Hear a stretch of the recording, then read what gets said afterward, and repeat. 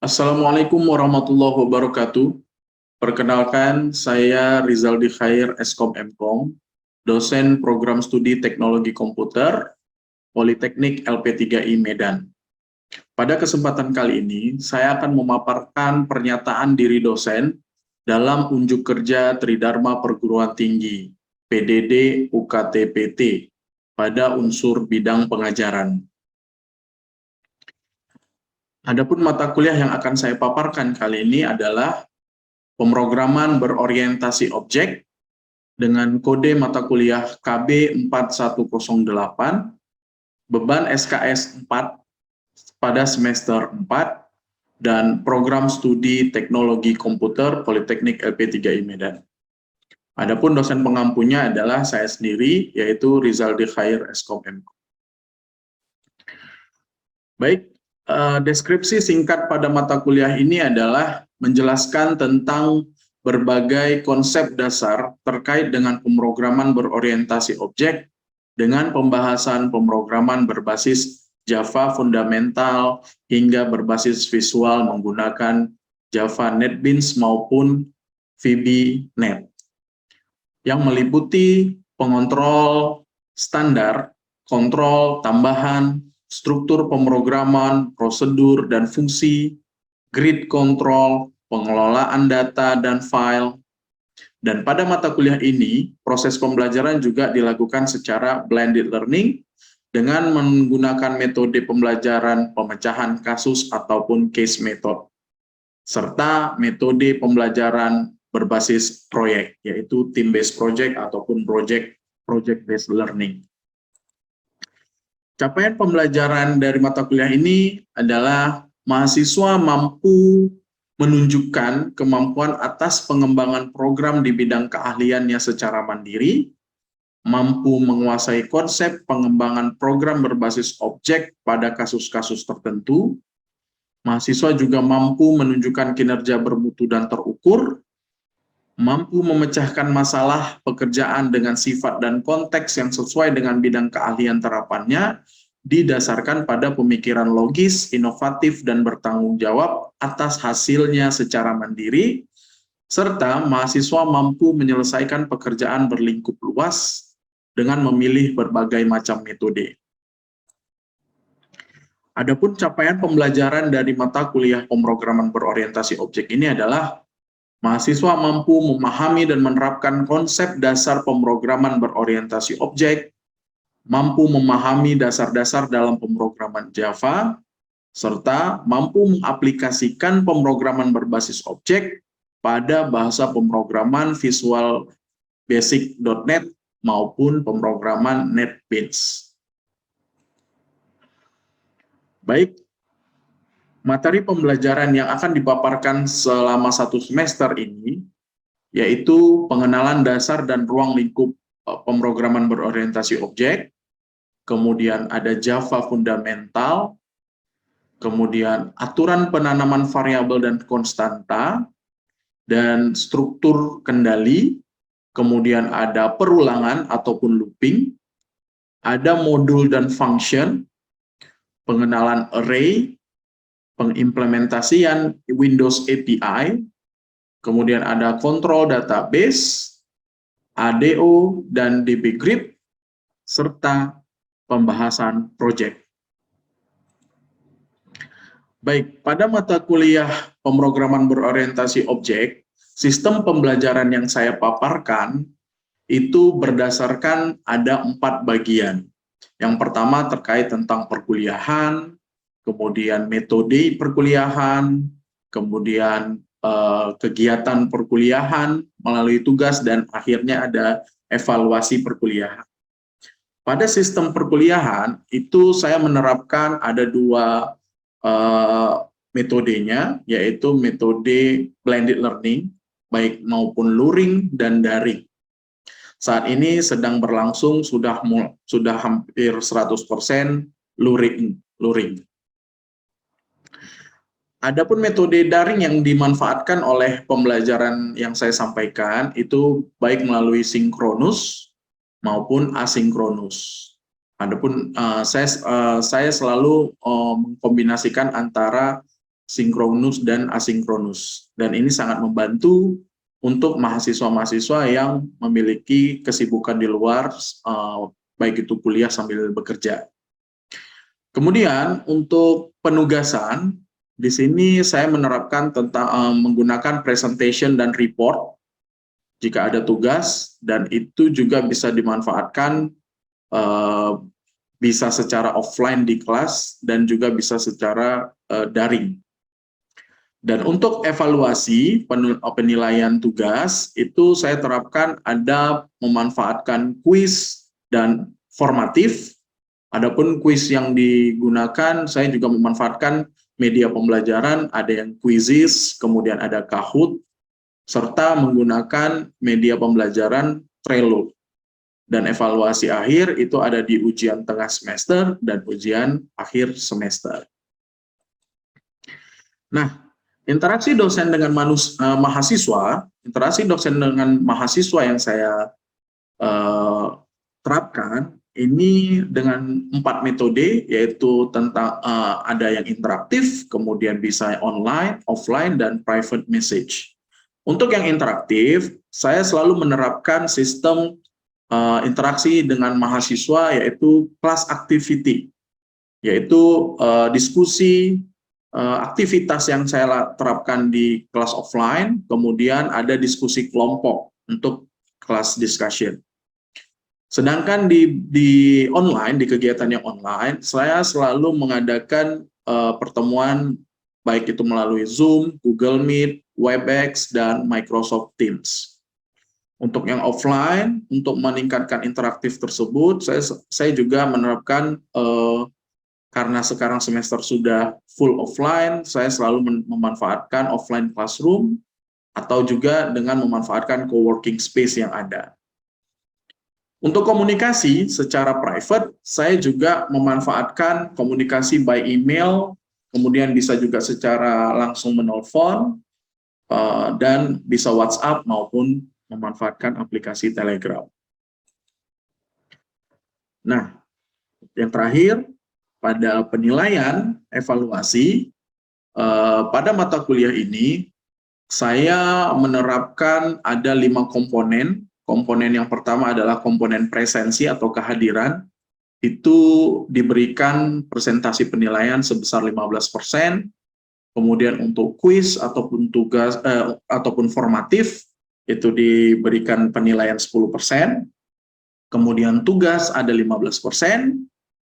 UTS 25% dan UAS 35%. Baik, untuk detail RPS pada mata kuliah pemrograman berorientasi objek ini akan saya jelaskan dan saya berikan link RPS lengkapnya di deskripsi video ini. Kemudian untuk menampilkan atau melihat video full pembelajaran yang akan saya paparkan setelah ini, juga akan saya paparkan link videonya ada di deskripsi video ini.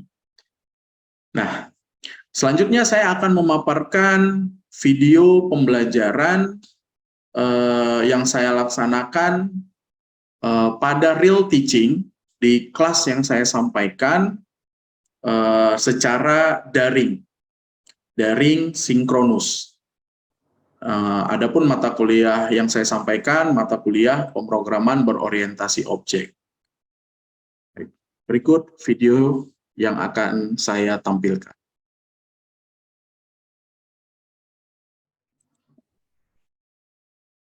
Oke, bismillahirrahmanirrahim. Assalamualaikum warahmatullahi wabarakatuh. Selamat sore semuanya anak-anak. Waalaikumsalam. Waalaikumsalam warahmatullahi wabarakatuh.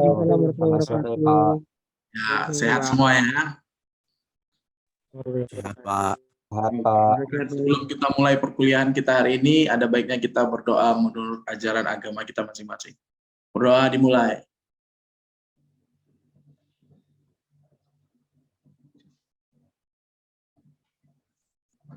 Selesai? Oke, ini yang hadir baru 8 orang ya. Nanti yang lain nggak apa-apa langsung menyusul karena roomnya sudah saya open. ya, mungkin masih berada di tempat magang semua ya. Apa-apa. Baik, hari ini kita masuk ke pertemuan kedua ya, minggu kedua di mata kuliah pemrograman berorientasi objek, gitu ya. Sebentar saya share screen dulu. Oke.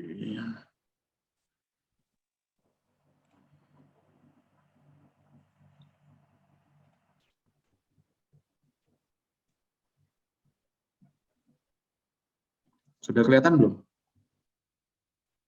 Sudah, Pak. Sudah, Pak. Oke, sudah kelihatan ya. Baik, jadi untuk materi kita hari ini ya, kita akan membahas tentang pembahasan Java fundamental. Jadi materi kita adalah Java fundamental, ya, di mana ini lanjutan dari pertemuan kita yang sebelumnya, ya, yang minggu lalu. Pertemuan pertama itu adalah pembahasan tentang ini dia, tentang konsep dasar pemrograman berorientasi objek. Oke, jadi sebelum kita lanjut di pertemuan kedua ini, seperti biasa ya, saya mau menampilkan untuk kata-kata motivasi buat kalian. Jadi ada quotes untuk hari ini adalah programmers are very important in a company for system development and marketing. Jadi kalau kita mau ingin menjadi seorang programmer, kita menganggap bahwasanya ya diri kita itu adalah penting, gitu ya. Diri kita itu penting. Jadi jangan merasa kita itu tidak dibutuhkan. Jadi makin ke depannya kita harus meningkatkan kemampuan kita. Seperti itu ya. Oke, ini yang saya lihat yang sudah hadir sudah ada 11 orang ya. Coba saya absen dulu ya. Nanti kalau saya panggil sebutkan hadir ya. Ini ada Alex. Alex sudah hadir? Hadir? Hadir, Pak. Oke, Alex ada, Melisha ada. Melisha ada.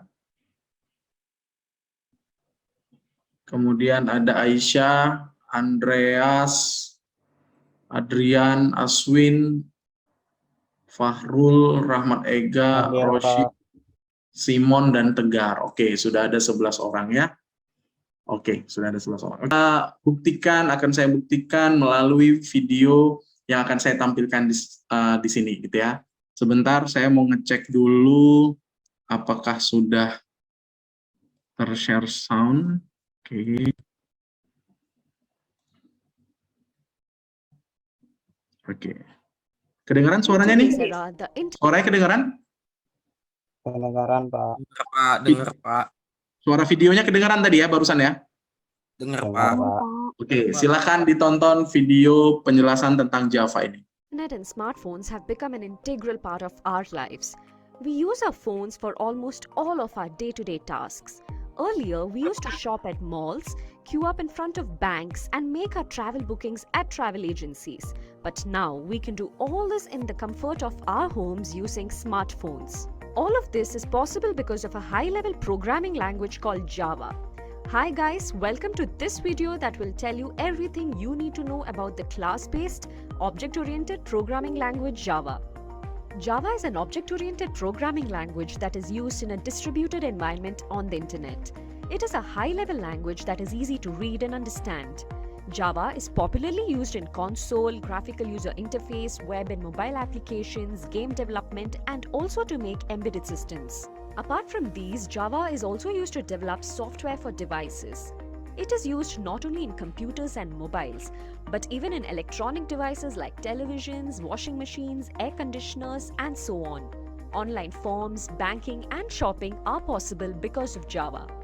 Java is a computer-based programming language invented by James Gosling and Sun Microsystems in 1991. He had a single motto while creating the language. It was write once, run anywhere.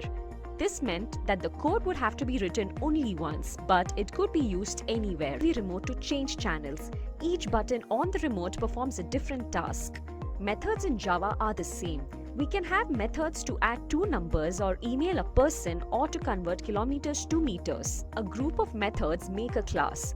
Classes are used to organize code just like how fruits, vegetables, and clinical products are divided into different sections in a supermarket. There are a lot of features in Java. Let's start by looking at them one by one.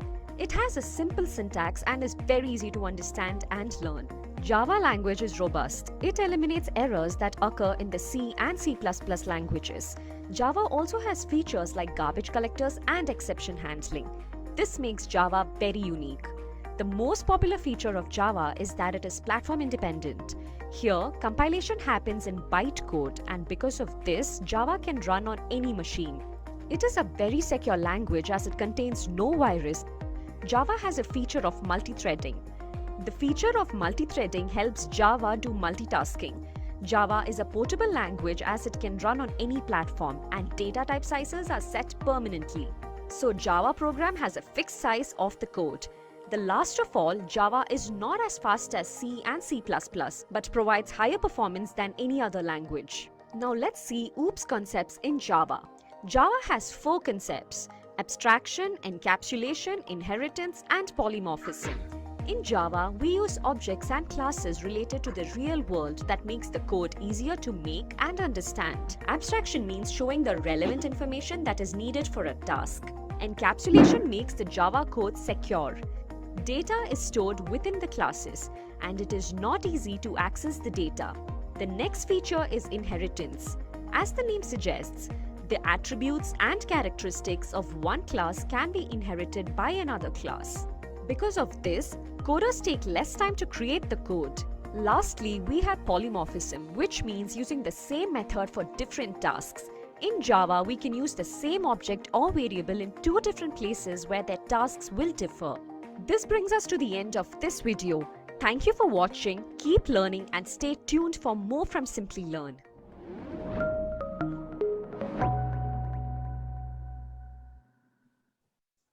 Oke, cukup jelas ya penjelasan videonya ya. Nah, oke.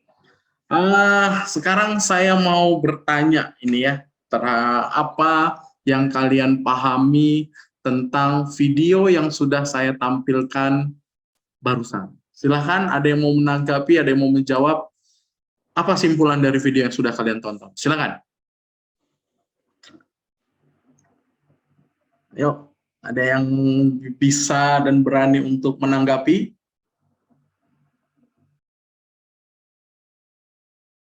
Mungkin Adrian ada mau menanggapi dari video, simpulan video yang tadi saya tampilkan? Ada, Pak. Dengar, Pak. Ya, masih terlalu pelan suaranya. Dengar, Pak, sudah, Pak. Oke, sudah. Menurut saya dari video yang saya lihat tadi, Java merupakan sebuah bahasa yang dimana bahasa tersebut adalah bisa dibilang bahasa yang cukup komplit atau kompleks, yang dimana bahasa tersebut dapat digunakan di berbagai media seperti platform komputer maupun handphone. Java sendiri merupakan bukan kebaikan sih, tapi update atau versi lebih bagus daripada C dan C++ untuk dalam hal penggunaan. Tetapi untuk kecepatan mungkin Java memang masih kalah dari C dan C++. Akan tetapi dalam hal penggunaan dia dapat menang dikarenakan dapat digunakan di berbagai platform. Dan karena dapat juga digunakan di berbagai platform dan sifatnya yang fleksibel, Java merupakan bahasa yang sulit untuk terkena virus atau bisa dibilang minim sekali untuk terkena virus. Java juga merupakan bahasa yang sampai sekarang masih terus-terusan di-upgrade. Dapat kita lihat perkembangannya terus-menerus ada, baik dalam pergantian nama ataupun pergantian kode. Sekian mungkin, Pak. Oke, baik. Terima kasih, Adrian. Kita beri aplaus dulu buat untuk Fahrul dan Adrian. Keren sekali untuk penjelasannya, ya. Saya lanjut, ya. Jadi, atas tanggapan dari kalian, ya, terkait dengan apa sih itu Java, kemudian tadi sudah dijabarkan, ya. Java itu adalah bahasa pemrograman lanjutan ya dari C dan C++. Sebenarnya kalau dikatakan lanjutan tidak terlalu tepat 100% karena sebenarnya bahasa C dan C++ itu juga bisa dikatakan dia turunan bahasa pemrograman Java gitu ya. Nah, apa sih tujuan dari bahasa pemrograman Java ini? Tujuannya itu tadi seperti yang dijabarkan di video ya. Tujuannya apa? Tujuannya ini untuk mempermudah kepada seorang programmer untuk mengembangkan aplikasi yang ingin dibangunnya. Contoh misalkan dia ingin membangun sebuah aplikasi yang berbasis desktop, dia bisa memanfaatkan coding Java. Atau dia ingin membangun sebuah aplikasi yang berbasis web, wah itu juga lebih bisa lagi gitu kan untuk dengan menggunakan coding pemrograman berbahasa Java gitu ya. Nah, manfaatnya apa? Manfaatnya yang ditampilkan di video tadi, Java ini kalau kalian ingat tadi ada sebuah sebuah istilah namanya write once, run everywhere gitu ya.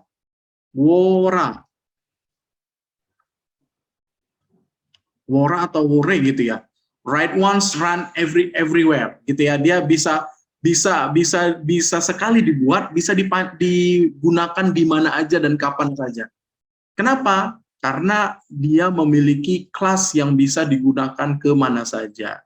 Nah, jadi itu tujuan dan manfaatnya di bahasa pemrograman Java ini. Oke, kita masuk ke definisinya tadi.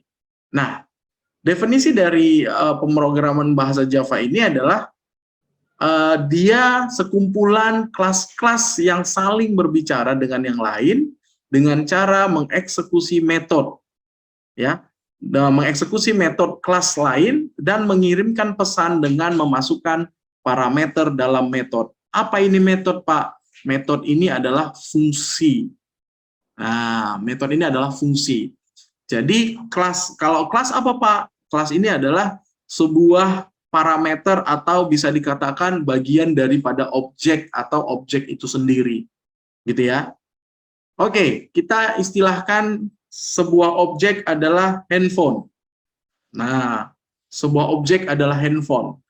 Dulu, kalau misalkan kita mau memilih handphone, itu dikarenakan fungsinya sebagai alat komunikasi telepon dan SMS. Kalau sekarang sudah berkembang ya, sekarang sudah berkembang, bisa internet, bisa video gitu ya, bisa video, kemudian bisa apalagi ya, banyak ya, bisa merekam suara ya kan, record. Nah, sekarang ya, itu disebut sebagai metode, itu disebut sebagai fungsi metode.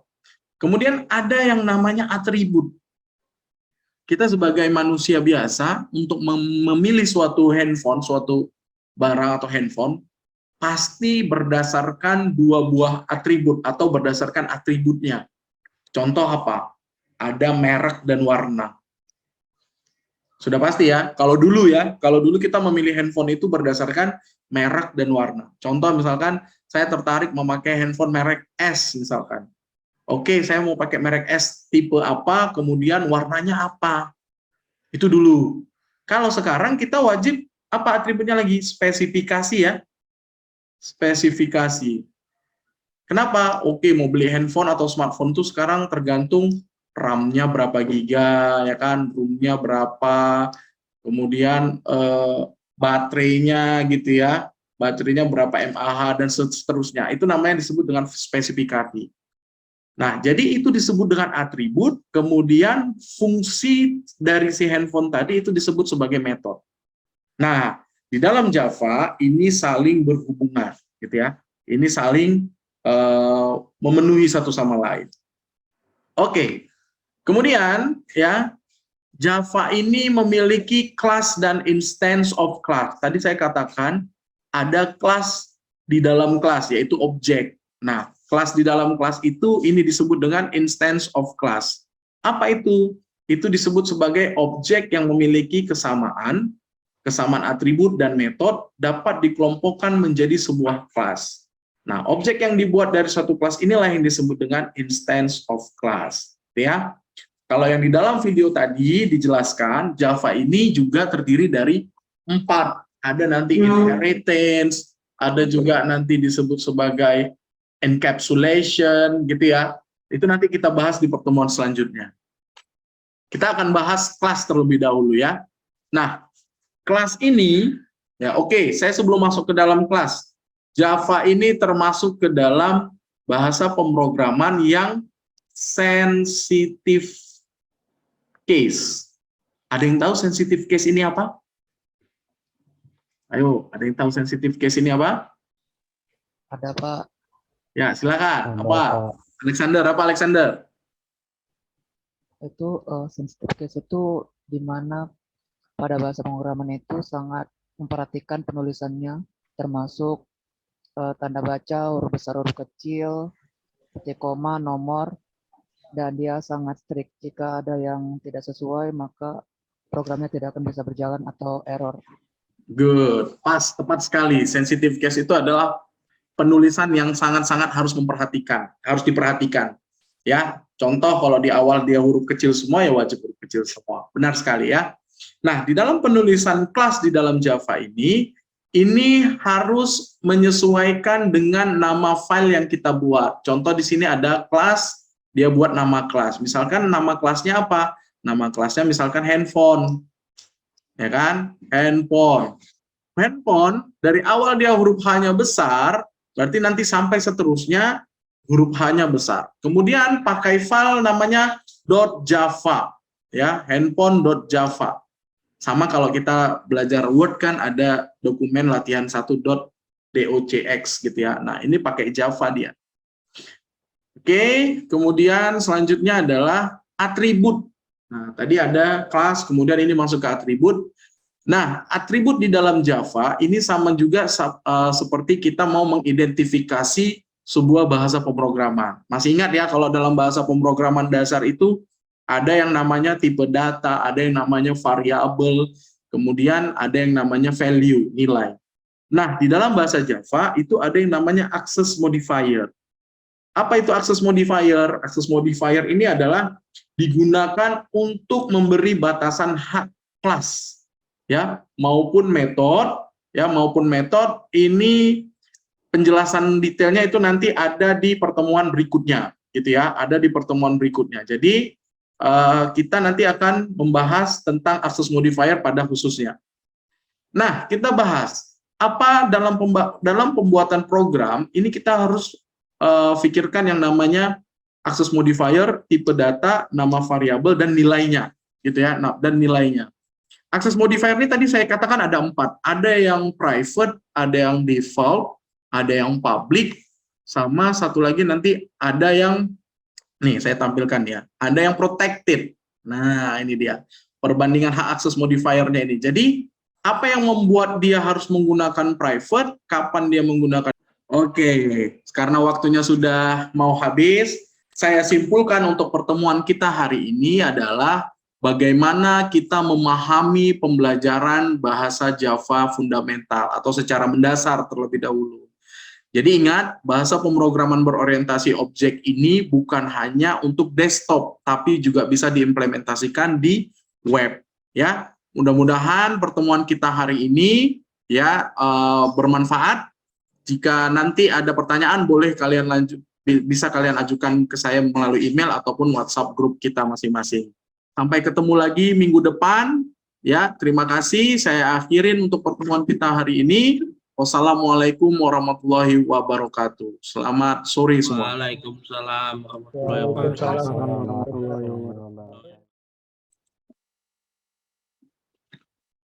Baik, demikian video yang saya paparkan terkait dengan real teaching, bahasa pemrograman berorientasi objek. Adapun video tersebut saya sampaikan pada pertemuan kedua yang saya lakukan di semester 4. Semoga video yang saya paparkan dapat membantu mahasiswa yang saya ajarkan dan bisa juga membantu mengembangkan ilmu teknologi dalam bidang pemrograman berorientasi objek untuk masyarakat Indonesia. Sekian dari saya, semoga bermanfaat. Saya ucapkan terima kasih. Wassalamualaikum warahmatullahi wabarakatuh.